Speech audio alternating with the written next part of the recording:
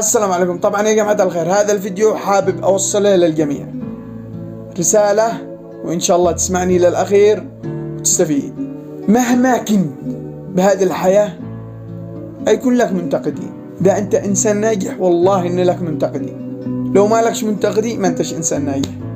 طبعا يا جماعة الخير، أنا محتواي الكل يعرفه، كوميدي، أضحك، نكت، بس أحب أوصل البسمة إلى وجه الناس. بس في منتقدين يدخلوا يسبوا للعرض لا تمام يا حبيبي، انت الان السكك ان هذا الفيديو انا فعلته عشان انه يرضيك او ابرر لك، والله يا حبيبي مش كذا.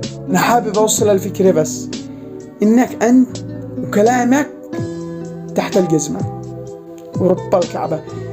انت الان تشي تستفزني ولا شيء انه عشان اطلع افعل فيديو وارد عليك واسب لك وادخل لعارك وادخل، لا والله انا تربيتي لا تسمح لي ان انا ارد على اشخاص تافهين مثلك. نصيحتي، سواء مشهور ولا مش مشهور، صغير ام كبير، انت انسان ناجح والله لك منتقدين. خلي عندك قلب كبير، قلب كبير، كن بارد.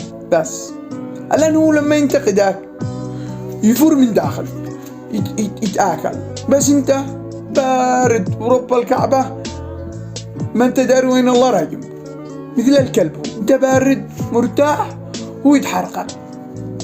ايش تستفيد يعني لو تدخل تسب على ولا تسب عرضه ولا تشتمه؟ ايش استفدت؟ والله ما استفدت حاجه، ما بلا توجع قلبك بس.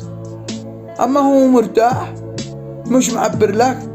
طبعا يا جماعه الخير، مهما كنت في هذه الحياه لو تقدم محتواه قرآن ورب الكعبه لا ينتقده، لا يقول لك هذا مش صوتك، هذا تقليد، هذا صوت مدري ايش، هذا برنامج.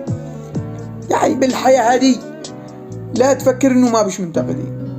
اذا انت انسان ناجح والله انه بولك منتقدين، بولك محبين.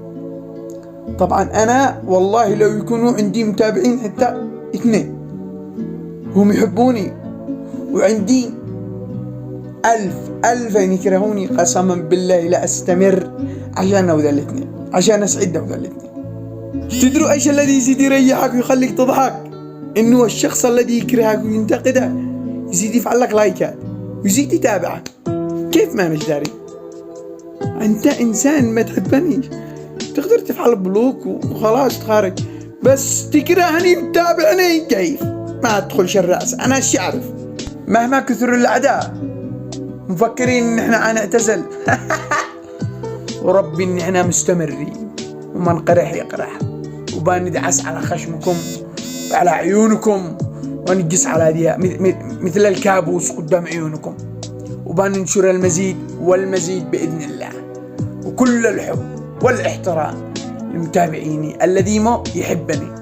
طبعا قبل ما أغلق الفيديو أحب أشكر كل أخ وكل أخت تابعني في هذا البرنامج. كلمة واحدة قبل ما أختم في هذا الفيديو، أحب أقول للمنتقدين سامحكم الله دنيا وآخرة، من الذي شتم والذي سب والذي جرحني سامحك الله، بس خليها في عقلك، احنا ما احناش هنعتزل وبنجلس قدام عيونكم. وكل الحب والاحترام من صميم قلبي لكل الذي يحبني وللذي يكرهني. تحياتي.